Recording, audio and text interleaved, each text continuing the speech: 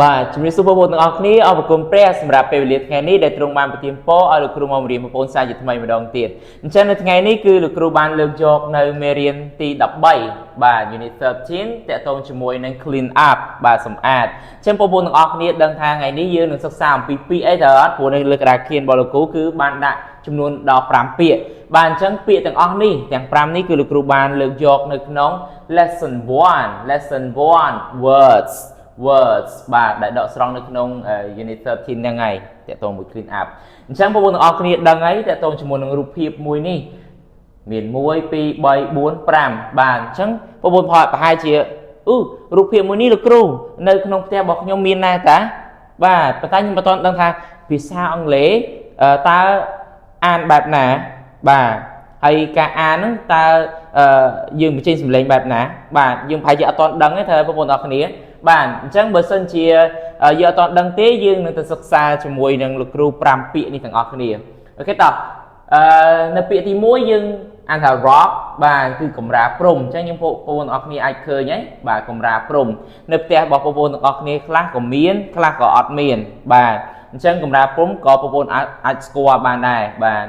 ពាក្យទី2គឺ cabinet បាទ cabinet គឺទូបាទទូបងប្អូនអាចស្គាល់ហើយទូក្នុងផ្ទះមួយណាដែលមិនមានទូណាបាទអញ្ចឹងបងប្អូនទាំងអស់គ្នាអាចស្គាល់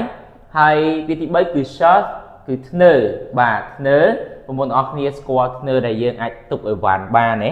បាទយើងអាចដាក់សៀវភៅដាក់សម្ភារៈផ្សេងនៅលើធ្នើដែលគេដាក់តាមជញ្ជាំងណាបាទធ្នើហើយទី4 pillow បាទ pillow នោះគឺខ្នើយដែលបងប្អូនទាំងអស់គ្នាគេងរាល់ថ្ងៃបាទពេលខ្លះក៏គេងលក់ស្រួលទៅពេលខ្លះក៏រៀងពិបាកគេងចឹងទៅដោយសារខ្នើយដែរហ្នឹងណាពេលខ្លះបាទអញ្ចឹងពាក្យចុងក្រោយគឺ blanket បាទ blanket គឺភួយបាទអញ្ចឹងប្រហែលជាបងប្អូនអត់ទាន់បានច្បាស់នៅឡើយទេអញ្ចឹងបងប្អូនទាំងអស់គ្នានឹងទៅស្ដាប់អំពី listening ដើម្បីយើងទៅដឹងថាតើការបញ្ជាសម្លេងរបស់ជនជាតិគេហ្នឹងបែបណាណាបាទអញ្ចឹងដើម្បីយើងកាច់តង់ទៅតាមជនជាតិគេដូចគ្នាដែរណាតោះឥឡូវទៅស្ដាប់ជាមួយលោកគ្រូទាំងអស់គ្នាចាប់ដើម 137 Listen and point តោះយើងចង្អុល Rug Cabinet Shelf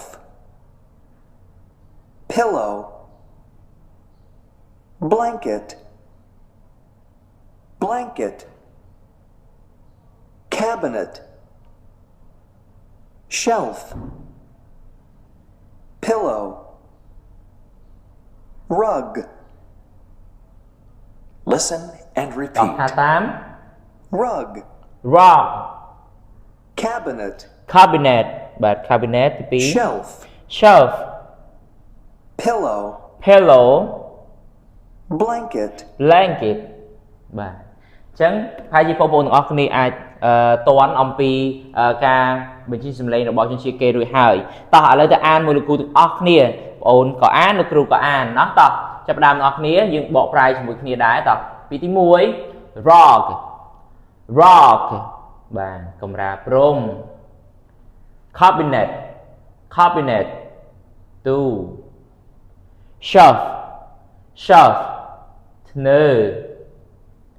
pillow ខ្នើយ